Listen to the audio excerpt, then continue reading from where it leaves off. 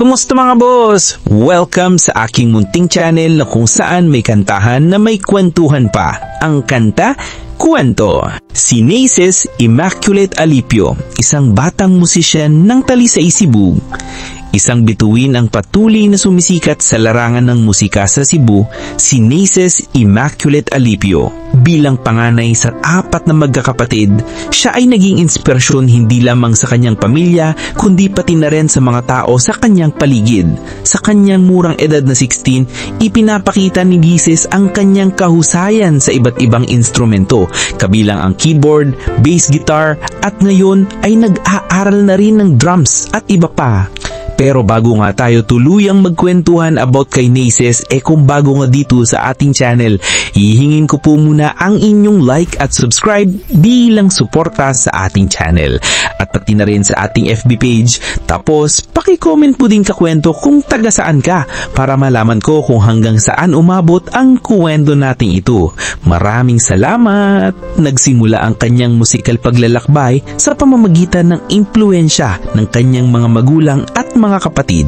Ang kanilang pamilya ay nakabuo ng isang band na tinatawag na Mission Souls, kung saan siya ang pangunahing keyboardist at bass guitarist. Sa loob lamang ng halos 4 na taon ng kanyang pagpupursigi at practice, talagang naging bihasan siya sa mga instrumentong ito.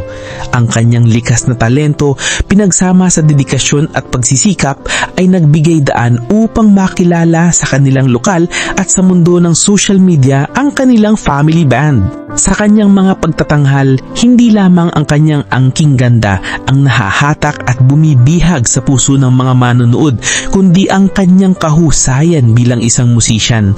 Ang kanyang karisma sa entablado ay tila nag-uudyok sa bawat isa na makinig at makisali sa kanyang musika. Tila isang natural sa kanya ang paghawak ng atensyon ng madla, at ito ay hindi kataka-taka na maraming tao ang nahulog sa kanyang mga performances.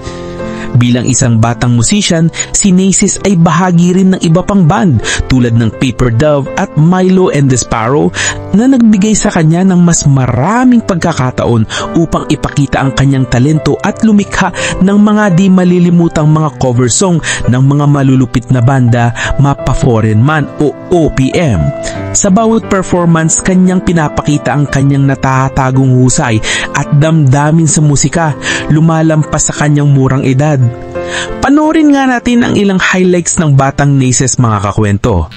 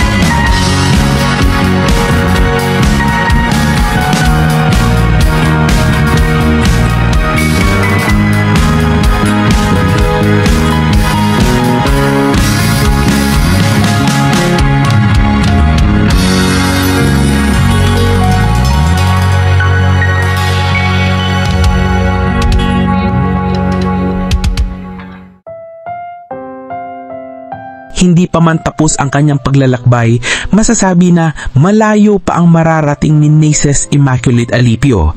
Isa siya sa mga musisyan na mag-aangat dito sa OPM scene at patuloy na sumusubok sa mga mas mahihirap pang mga cover song, mapa-rock, ballad o ano pa mang genre. Sa kanyang mga highlight na nakakaakit sa taong bayan, isang bagay ang tiyak, hindi pa siya tapos sa kanyang kwento at may marami pang ipinapangako ang kanyang talentong taglay. Tunay nga na ang musika ni Naces at ng kanyang family band na Mission Souls ay hindi lamang para sa kanyang sarili kundi para sa lahat ng nais makinig at maramdaman ang kanyang sining. Panoorin natin ang kanyang pag-udsad sa mundo ng musika at hayaan ang kanyang musika ay maging inspirasyon sa susunod na henerasyon ng mga batang artista na may pangarap pasukin ang mundo ng musika. Kayo ba mga kakwento, sobrang napahanga ba kayo ni Naces at ng kanyang family band Mission Souls? Tara magkwentuhan tayo sa comment section tungkol sa kanya. At syempre muli, kung bago ka dito sa ating channel, hihingin ko po muna ang inyong like at subscribe bilang suporta sa ating channel at pati na rin sa ating FB page. Tapos, paki-comment po din kakwento kung taga saan ka para malaman ko kung hanggang saan umabot ang kwento nating ito. Maraming salamat! At sana mga kakwento ay mag-join kayo sa ating membership. Ito'y 25 pesos lamang upang ma-access nyo ang ating mga special emoji para sa comment section at mga early access sa ating mga content at marami pang iba. Salamat na agad mga kakwento. Salamat sa pagsama sa akin hanggang dito sa dulo ng ating kwento. Muli, ito ang Kanta Kwento na nagsasabing, mabuhay ang talentong Pilipino.